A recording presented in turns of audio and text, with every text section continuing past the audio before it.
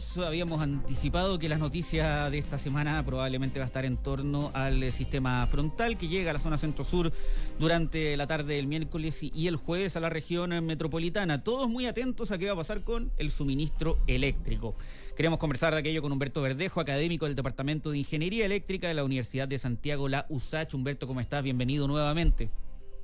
Hola, bien, ¿y tú? Muchas gracias. Hola, Humberto. Todo bien por acá, Humberto.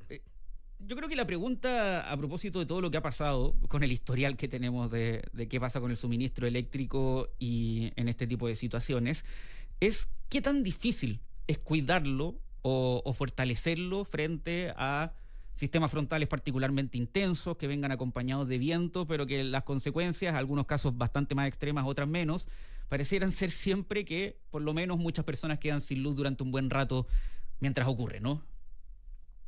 A ver, primero contextualizar y recordar que lo que generó problemas y corte de suministro masivo el año pasado fueron dos cosas, el viento y los árboles. Respecto al viento es poco lo que podemos hacer, ¿verdad? Porque no se puede predecir, ¿verdad? Y va a depender de cada condición meteorológica. Pero respecto a los árboles, sí. Los árboles fueron, digamos, casi los elementos que generaron el mayor daño a la infraestructura eléctrica, dado que se cayeron. Entonces, la pregunta es, ¿qué hicimos desde agosto a la fecha? ¿Verdad? Porque acá los árboles tienen responsabilidad en distintos aspectos. Los árboles que están en el tendido eléctrico, ¿verdad? Lo que se llama franja servidumbre, digamos un equivalente a las líneas de alta tensión, son de responsabilidad de las empresas. Entonces las empresas debiesen haber implementado planes de poda preventiva. Pero después están los árboles que están fuera de esta franja y que son de municipio, y de una otra manera también están los árboles que están dentro de los terrenos de terceros y que son de responsabilidad de los privados. Entonces, de agosto a la fecha, no sé si ese problema se resolvió, yo creo que en la práctica no. Entonces, ese es un elemento que hay que abordar de manera urgente. En el fondo, los árboles, de una otra manera, están siendo un problema porque hay árboles que están secos, hay árboles que, de una otra manera, tienen un crecimiento no controlado, no los podan. Entonces, ¿de quién es responsable? ¿Quién le pone el cascabel al gato? Indudablemente, la ley establece y obliga a las empresas, que son las encargadas de hacer el mantenimiento, pero asociado a la infraestructura, a la red de distribución. Pero los árboles que son de responsabilidad de terceros y de los municipios siguen estando en una nebulosa, particularmente con los municipios que no todos cuentan con los recursos para poder realizar los mantenimientos preventivos y quizás planes de reforestación o directamente sacar los árboles que no están en buenas condiciones de salud. Entonces, la respuesta a tu pregunta es, yo creo que hemos avanzado poco. Y en este minuto son los árboles, pero probablemente va a ser el cambio climático, las temperaturas altas, las temperaturas muy bajas en el invierno, y el viento, lo que de una otra manera va a condicionar a cómo la red eléctrica de distribución debe crecer y debe expandirse. Y eso, hasta el día de hoy, en la normativa vigente no está considerado. Humberto, y en esa línea, ¿qué tipo de afectaciones son las más comunes en el sistema eléctrico? Porque durante un temporal, un temporal de viento en este caso, que es lo que más nos preocupa, y como bien lo mencionas tú respecto de los árboles, ¿qué tipo de afectaciones técnicas ocurren? Porque finalmente y lo conversábamos con Matías hace algunos minutos, finalmente lo que más desespera, ¿no?, es el tiempo de respuesta. Entonces, sí, para entender ese tiempo de respuesta también hay que entender la falla, ¿no? Sí, en general las puedo categorizar en 4. Primero, interrupción, ¿verdad?, por sobrecarga de los alimentadores que son la red de distribución, porque cuando hace frío, cuando llueve, todo el mundo tendemos a utilizar calefacción, y como la autoridad nos está impulsando a utilizar electricidad en vez de otro medio de calefacción, indudablemente se producen sobrecarga, y cuando hay sobrecarga en la red de distribución, se corta la luz. Segundo, cuando las ramas tocan los tendidos eléctricos, producen cortocircuito y actúan las protecciones, también se corta la luz. Cuando ahora un árbol bota el poste y bota la red completa, se produce, digamos, un corte masivo. Y el más común, digamos, que a veces no lo tomamos en cuenta, es el choque de los postes. Cuando cuando un camión o un auto choca un poste, se quiebra o se cae derechamente, genera los cortes de suministro. Entonces, en los 4 escenarios, en la red de baja tensión, desafortunadamente ocurre que son cajas negras.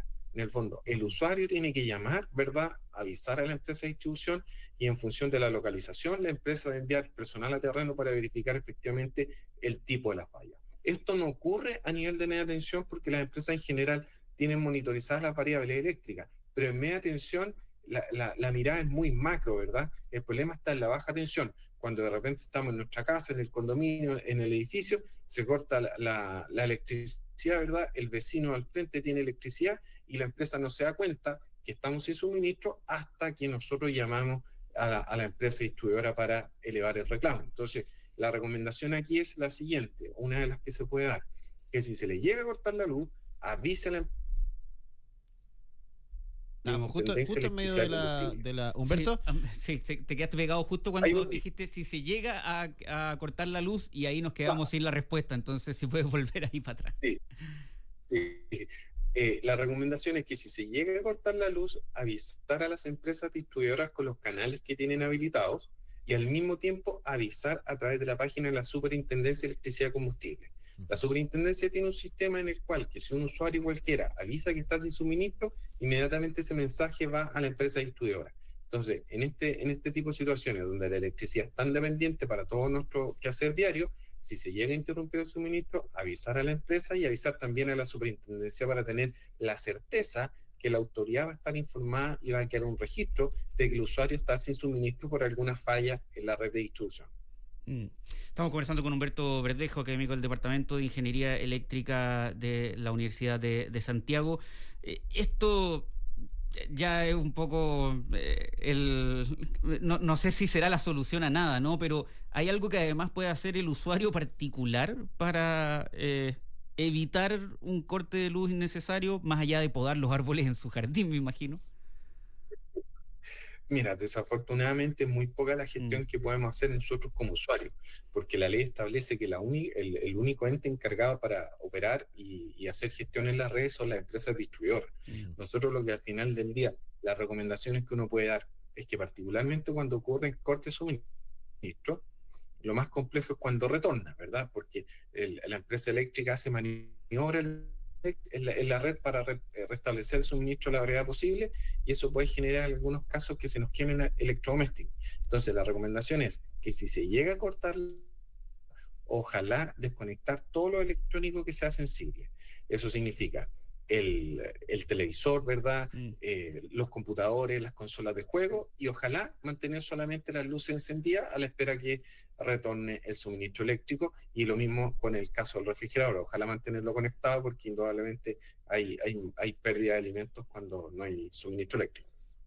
Estamos conversando con Humberto Verdejo, académico del Departamento de Ingeniería Eléctrica de la USACH. Humberto, por último y antes de terminar, ¿cómo se pueden identificar las zonas más vulnerables a interrupciones del servicio, al menos en Santiago?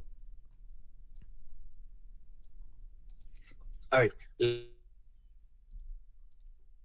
vamos la experiencia, a intentar mejorar esa comunicación con Humberto. Ahora sí te escuchamos. No, parece que... Perdón. Sí, no, perdón, lo que les comentaba, que la norma técnica es... Sí. Sigo, no sigo, estoy. Sí. Justo hasta ahora no funciona bien. Nosotros te escuchamos. No estoy con cable, no estoy con Wi-Fi. Ya, lo que les comentaba es que las zonas con mayor tendido de árboles, ¿verdad? Sobre todo la zona norte, ¿verdad? Y fuera del anillo Santiago. La zona que tenga arbolado urbano, yo creo que al día más ojo.